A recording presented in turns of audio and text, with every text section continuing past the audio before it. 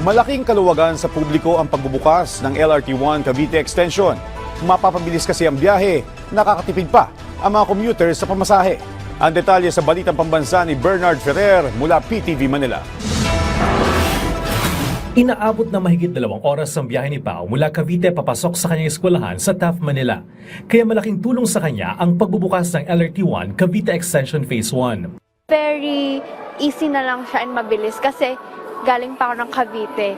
So like 30 minutes na lang siya and hindi na ako nalilate sa school. Nakakatipid din siya ng 50 pesos mula sa dating 100 pesos sa kanyang pamasahe. Nabawasan din ang sinasakyan ni Jaren dahil diretso ng biyahe niya mula sa Quezon City hanggang PITX sa Parañaque. Sa amin po sa Quezon City until 5th Avenue and then 5th Avenue LRT station until EDSA Taft.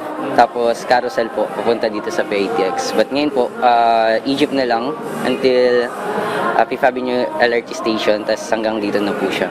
Umaasa sila na makukumpleto na ang buong LRT1 Cavite Extension upang mas mabilis na ang biyahe nila. Ang LRT1 Cavite Extension Phase 1 ay ang unang railway project na nakumpleto sa ilalim ng administrasyon ni Pangulong Ferdinand R. Marcos Jr. sa pamamagitan ng Public-Private Partnership o PPP. Ito ay may 5 bagong istasyon na kinabibilangan ng Redemptorist Asiana Station, Mia Road Station, PITX Station, Ninoy Aquino Avenue Station, at Dr. Santos Station. Pagbubukas na ito, inaasahan natin yung mas mabilis na biyahe from Quezon City to Parañaque and vice versa, no? In less than an hour. Ang Phase 1 ay nagkokonekta sa Baclaran Station hanggang Dr. Santos Station sa Parañaque.